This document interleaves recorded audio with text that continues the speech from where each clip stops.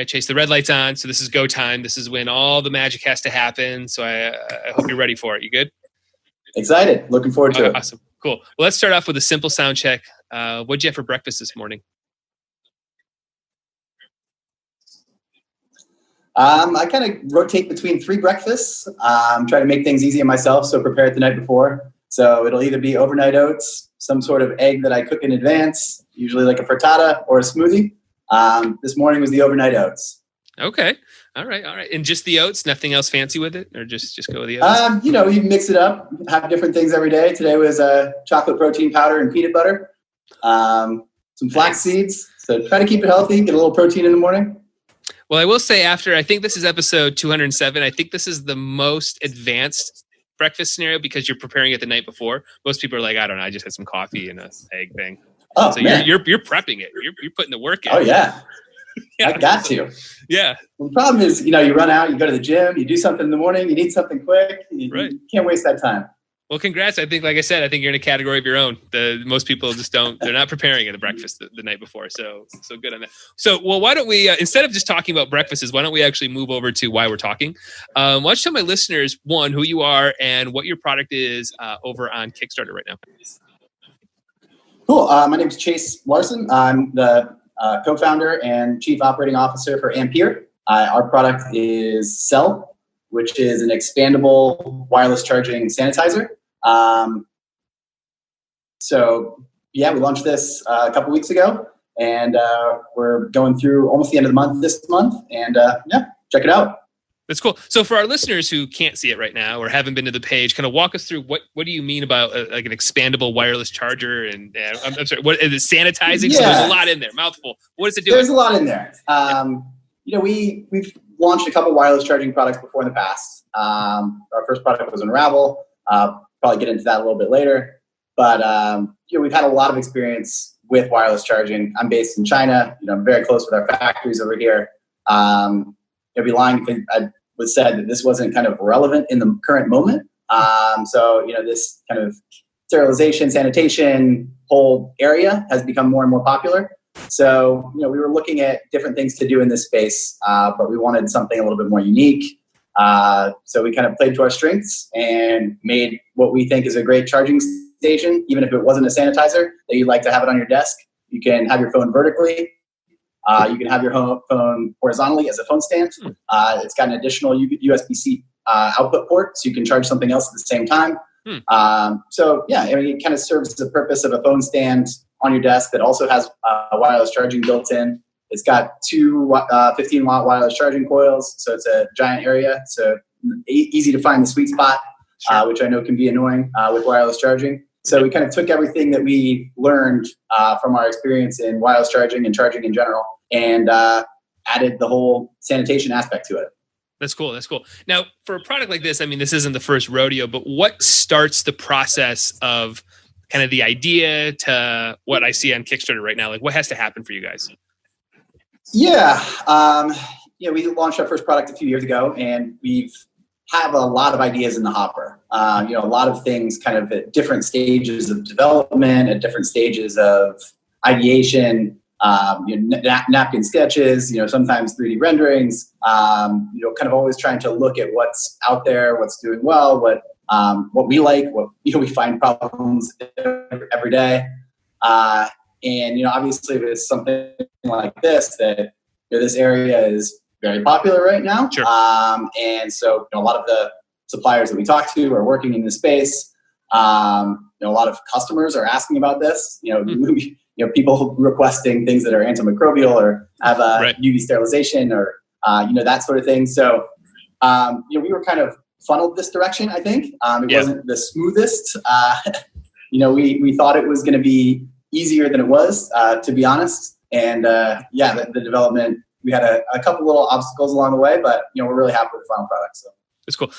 So when you're talking about that, what is a time frame from the idea or being funneled into the idea to what we see right now in terms of at least like a prototype, or how far do you guys have to take that before you go to the Kickstarter route? Yeah, it really depends. We try to get a lot of things going at the same time in terms of thinking about products and bringing them far enough along to see if we have something, or if there's any there. Right. Oftentimes there isn't, and so it's making sure you go far enough to see if it's makes sense, if there's product market fit, but not so far that you're spending tons of cash on something that you're not going to end up going through. Sure. So there's a little bit of a fine line there. This product, we've been thinking about it. In China, coronavirus hit a little bit earlier, and so we were kind of quicker to this space than maybe US-based companies. And so we started playing around with ideas of things that we wanted to do in this space. February, the idea really kind of solidified itself 4 months ago or so. Unfortunately, we had a little bit of a detour where we were pursuing a bit of a different concept for a while, and took it farther than we wish we had in hindsight, before pivoting and doing something that was a little bit more Ampere in the end. Yeah, interesting. So over that time frame, what would you say is the thing that was keeping you guys up the most? Like, what was the biggest hurdle or obstacle? In the current product that we have, the hardest thing to solve for us was the silicon accordion system, if you want to call it that. Yeah. Just that those hinges are not something that engineers play with a lot, or call them hinges, folds. Right. Yeah. Those seams Yep. are not something that is common. People use them for dog bowls and for some Tupperwares. But in this application, it's a little bit unique, and especially the vendors that we've got suppliers that are great that we work with for a long time over here. It's new to them too. So, it's finding a silicone mold shop that's comfortable working with that, and really trying to figure out that design and having it work properly for exactly what we want to do. Yeah, I can imagine. It does seem like an interesting material. I mean, and it might be the biggest selling point visually just to the campaign too, right? So like, it's like a unique thing that you can see. Yeah. And you're like, oh, that's interesting. I mean, for us, we always try to have like a splash of color. Yeah. For all of our products, something that identifies it as our brand. That's cool. That's very, very cool. So, you kind of mentioned a little bit, but like, as you're going down this rabbit hole of product design, and I asked this question because I think it's challenging for a lot of project creators to know to keep going. What are a couple things that you might be looking for to say, keep going down this design, keep going down, don't scrap it? But are there a couple nuggets you're looking for that, okay, these things happen, it's really good, or is it just gut feeling? I'd say it's probably a combination of the two. We're probably not as tight-lipped as a lot of, say, bigger brands about their products, when we're developing them. We want to get a lot of feedback. We want to talk to people who kind of know the space, even our buyers. So, we are pretty open. And if people want to try to copy us from an idea, more power to them at that point. We kind of rely on, a network of people that we can bounce ideas off of, and, hopefully they're being honest with us, not leading us astray, but, and then sometimes it's a bit more of your gut feeling, but for this one, we got a lot of good feedback from a lot of people. So we wanted to push forward. That's great. Where does Kickstarter and crowdfunding fit into your narrative of a product design, product launch? Like, where do you guys start to at least think about it, talk about it? Is it right at the beginning? Is it as you guys are building and going, wow, this would actually fit on the platform? Where does that fit in? Yeah, we probably do it earlier than a lot of other companies. We want to get that feedback from backers. So we'll leave a product, call it the minimum viable product, if you want to use that terminology. But, we want something that clearly shows it, that works, but isn't 100% final. We want to leave some room for updates and changes and feedback. So, I think there are a lot more brands on crowdfunding platforms that are launching products that are not, but companies that aren't developing totally whole unique things. And you see that when it's off the shelf, essentially. It's already done. Right. They put their logo on something. When we launch a product, it's still in development. It works. Right. It's a prototype. It's fully functional, but we can still adjust it. And so we just did a stretch goal survey, which is something that we like to do, early on in our crowdfunding campaigns and get feedback from our backers and, make some changes accordingly. So I used Unravel earlier as an example. One of the requests from a backer in that survey was glow in the dark color, and that went on to become our bestseller. For this one, we had a lot of feedback from the survey, and so we are making a mechanical change to it. And that gives us about a week to work with our factory to implement that before we have to make the decision whether we go forward with it or not. We're working closely with them. I was there until almost midnight last night, just kind of dealing with our suppliers, trying to figure out if this is possible. Wow, that's great. That's great. So that mindset that you're in right now, I think, is also challenging for a lot of project creators to be that open, to take the information in. Is that something that you guys knew going into creating this company, creating what you guys are doing, that you wanted to be that open? Or was it something that had to be learned and taught? Because again, a lot of people who call me to say, I don't want it, I made it. I made the perfect thing. And I'm always like, no, Kickstarter is going to tell you all kinds of stuff, so be open to that.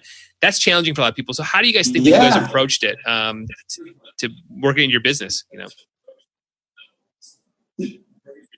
Yeah, I mean, as a company, we're kind of born and raised on Kickstarter. All of our what we call hero products. So the main products, the things that we developed from the ground up, are all launched on Kickstarter.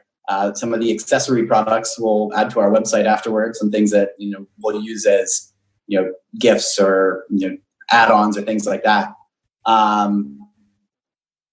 But yeah, I think that mindset has just been ingrained in us since we started, where, the whole benefit of Kickstarter, one of the big main reasons we launched on Kickstarter is to get that feedback. We want to know colors, we want to know order volume, we want to know, heck, maybe this isn't working. We see that a lot with ads that, we'll, highlight different features in ads and see which ones get the clicks. And, that's the direction that we focus on. So Sure. That's cool.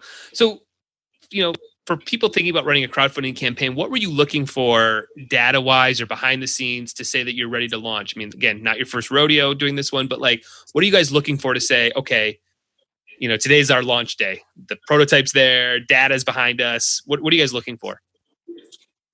Yeah, I mean, I'd say this one is a little bit unique compared to maybe other ones in the past because it got delayed when we had to audible, essentially. And so, we had a product launch calendar in our heads, of what we wanted to do this year. And that delay got us behind schedule. And so we probably did not do as much pre-launch as we would do typically. And we really tried to leverage our previous backers and previous campaigns. Gotcha. So, that was a little bit nerve-wracking in, we had a little bit of a delay in the delivery of our last one. We had a couple issues with our first one, and, we think we've gotten better with each one, but, still, we hope that there was no resentment there. And, we were very pleasantly surprised. Everyone was super positive. A lot of the people who have backed it so far have been previous backers. Comments have been great. So we were really happy to see that. That's great. Well, let's flip over to the actual Kickstarter because we haven't really mentioned it yet. So as that we're talking right now, it's about 20 days to go. Over 1,200 backers, so a lot of backers. Up over 110,000 over that. So obviously the campaign's going well. What's been the most maybe shocking thing, maybe behind the scenes, things that you didn't expect in this campaign compared to the other ones, or is this one running just like all the other campaigns? Coming from 3 campaigns for the brand, I wouldn't say we have a wealth of experience. It definitely is following a little bit of a different trajectory. Unravel was a bit of a surprise for us in that, we didn't expect it to do as well as it did. And then we kind of amped up late with marketing efforts, seeing that people were going there and kind of double down and triple down. Whereas this one, we kind of came hotter out of the gates and, trying to leverage more of that organic traffic. Right. Gotcha. Has there been something that a country that's popped up or anything weird that you guys just did not expect at all? Where you're like, holy cow, Canada is our number one. I don't know, whatever it might be. Yeah. No, I feel like, we've had some issues in the past with, something I've heard on your podcast also that, you say you ship everywhere in the world. and then it comes time to ship, and you learn that shipping costs to these obscure countries are out of control. So like many second, third time Kickstarter campaigns, we trimmed down our countries that we're shipping to. So fewer surprises on that front, right. But also we have a little, the shipping costs are a little bit more predictable. Yeah. I stress it so many times. I'm like, whenever a client hires us, I'm like, you worry about shipping. I'll worry about, making a video, because the shipping's going to kill you. The video, you'll have 100 videos at some point. So, man, and I'll tell you what, just this year, I mean, logistics have changed completely. I know. Since we, like our last campaign, we finished that right before Chinese New Year, and to get all of those fulfilled to our backers, took almost 5 months, and that was delays across the board. China was shut down from the end of January, and then through February, and unable to get freight and unable to ship, and the planes are stopping. And then by the time it's in the U.S., then California was, a bit of a mess when it landed at the port there. We felt like we did everything right, and no matter what, it was another delay along the way. So, well, let's talk about that, because I think you guys have done a good job of this from the past campaigns, kind of looking at stuff. How are you keeping up then with communicating to backers and just letting them know, like, listen, we're on it. Like, it's not us being assholes, right? We're on it. We're doing this. How are you always staying up on it, communicating, keeping everybody abreast of everything going on? How do you stay to that tone and not ever get pissy or like, what, I am trying over here. Like, how do you stay that sort of upbeat on stuff? I mean, it's really hard. And, I in the backer's defense, like, to say that, we probably could have been more transparent. I think it's, when you're making a campaign for the first time, you want to share good news. And when it's bad news on top of bad news on top of bad news, it kind of wears people down. And we probably should have done that. More frequent bad news updates rather than a big bad news dump once in a while. But it was a little bit disheartening just seeing that, seeing these things come up along the way. So that's something we've tried to do, and we think we've gotten better at, is just a little bit more of that transparency. And, we've found that that's definitely the way to go. So it's a weird thing.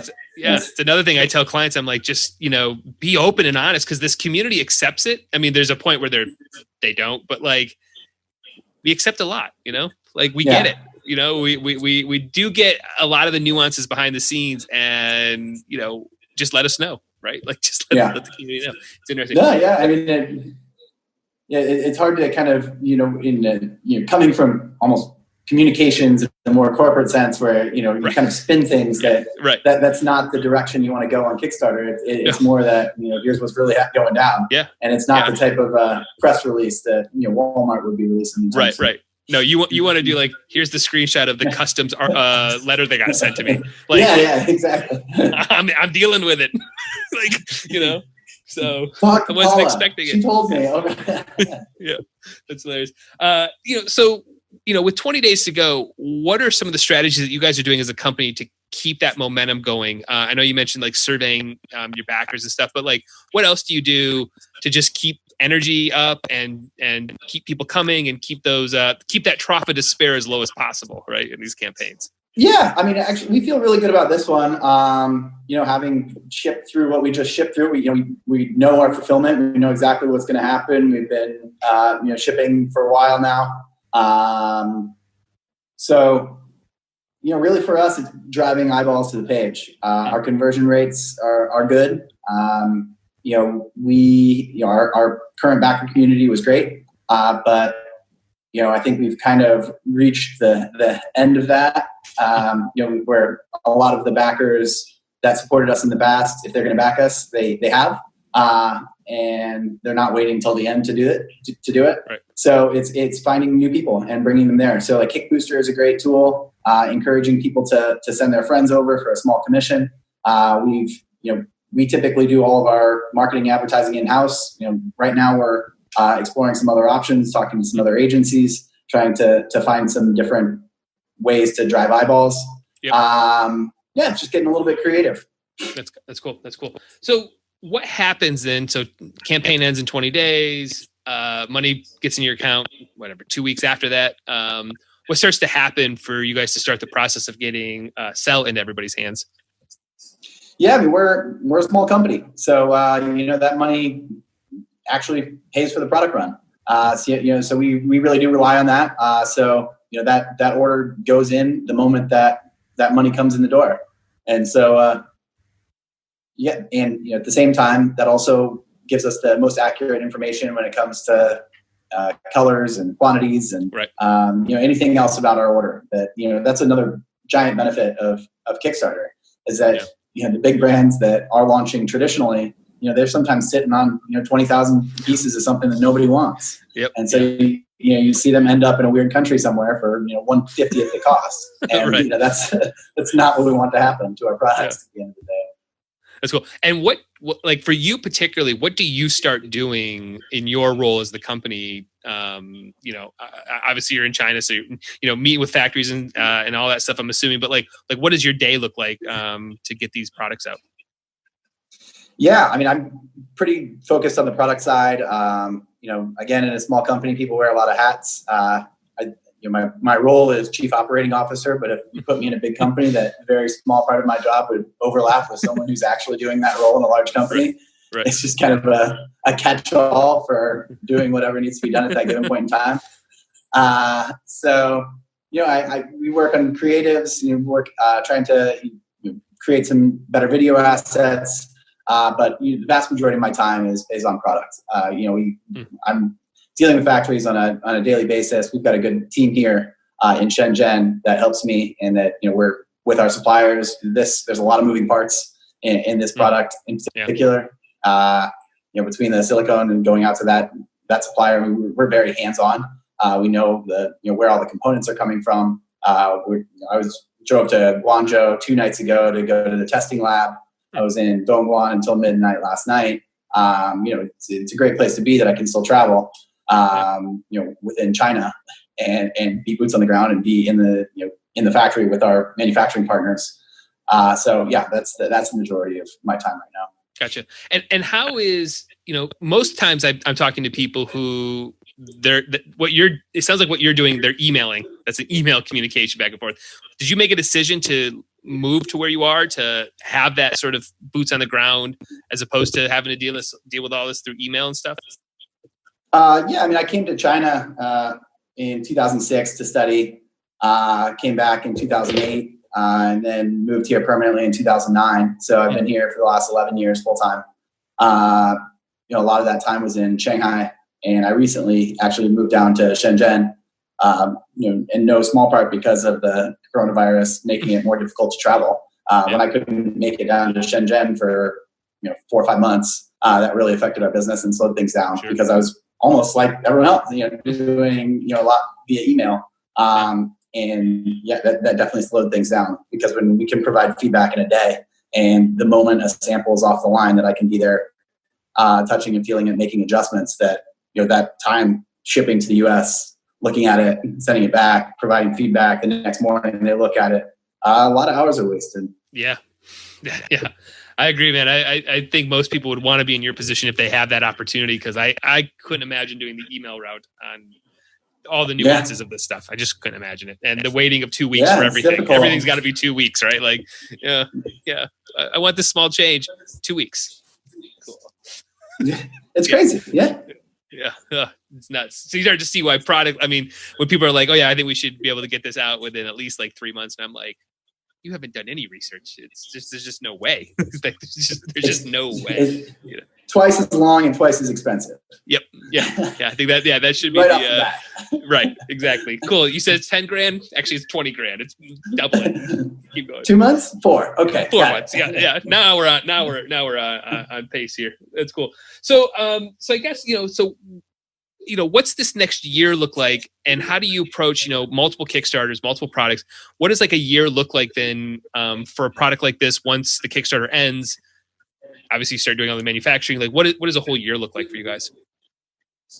Yeah, we have our other products that are on our website after their Kickstarter ends.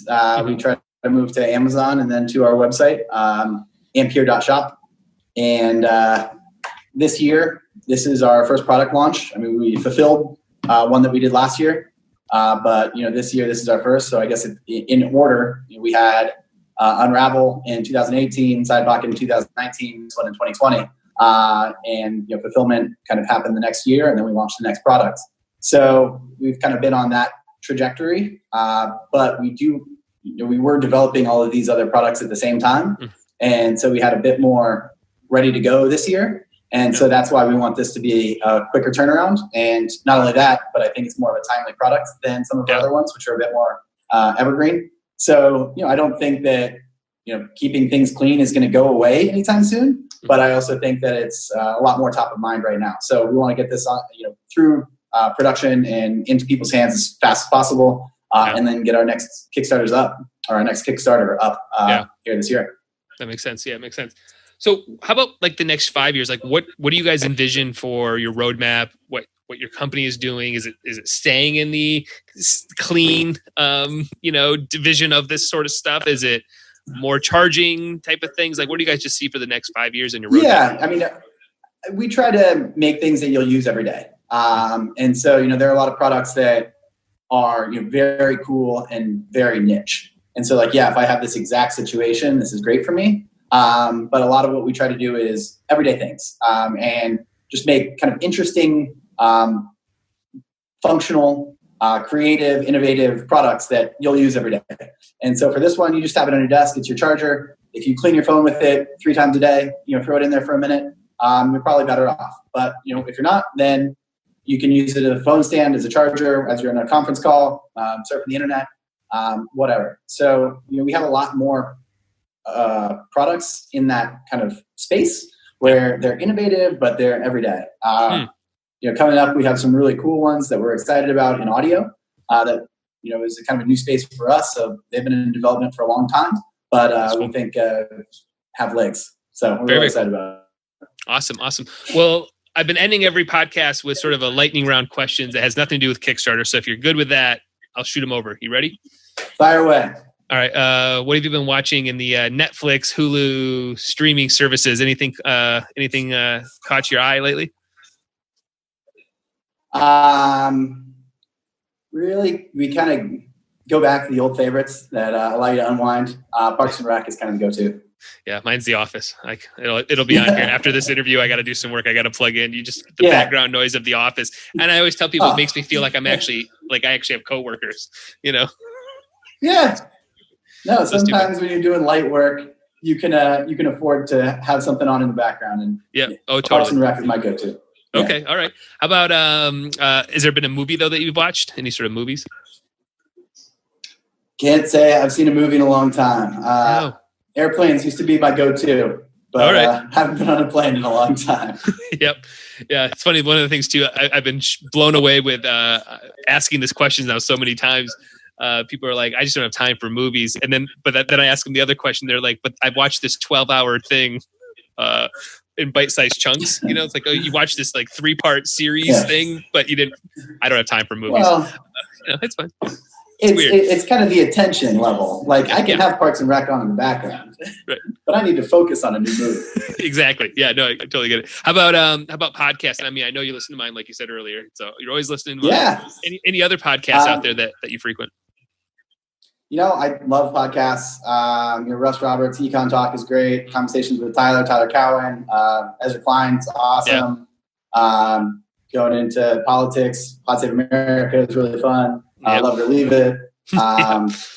Then sports, Dunked on Basketball. Really happy basketball's back. Zach Lowe podcast. It's been nice watching a little basketball lately. It's I've been enjoying that. My son and I. It's nice. It's nice. How about books? Are you a book reader?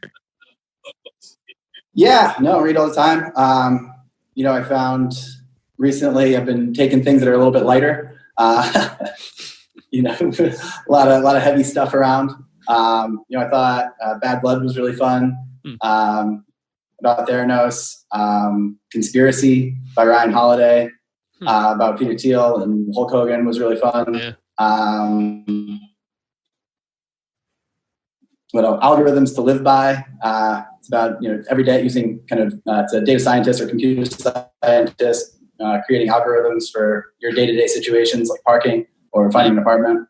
That's interesting. Yeah, those ones are all recent. Interesting. How about and my last one will be: is there like a website you go to or blog for like just to stay up in your industry or stay up on marketing or whatever it is business-wise? Is there like websites you go to or blogs? I mean, if there's one blog that I'd say I read the most, it's China Law Blog. Just doing business over in China. It's a fantastic blog that anyone who is considering doing business with China or writing contracts in China, they've got an absolute giant database of articles going back for years that will cover everything. When you need your trademarks and setting up a Chinese business. Yeah. Incredibly smart guy, but his whole law firm is really good. That's awesome. Yeah. I thought for a minute, if you're a Arrested Development fan, the Bob Lob Law is what I was thinking. It's like, what? No, all right, I got it. Well, cool. Well, where should Law blog? There you go, China Law blog. Yeah, all right, cool. Where should people go to kind of dive into your world, see your other products, see your Kickstarter? Where should we send people? Yeah, I mean, if they can follow our Instagram, that's great. I mean, we definitely keep people up to date there. If you go to our website, you can join our mailing list. We'll send out updates about deals or new products or our launches. Our Kickstarter campaign, obviously check that out. Sell. Our website again is Ampere, AMPERE.shop. So yeah, those are the best places to find us. Or awesome. Email me, Chase at amperetech.co. Cool. Very, very cool. Well, I think this is a great product. It's very unique. It's cool looking. All the content's great. You guys are doing an awesome job. You got 20 more days to go. I'm sure this campaign will keep growing. And I'll send people as much as I can to your guys' page because I think it's a great campaign. Awesome. Yeah. I appreciate you taking time, man. Yeah. Thanks so much for your time. It was a pleasure. Awesome, man. All right. Thanks. Have a good one. Bye now. Bye.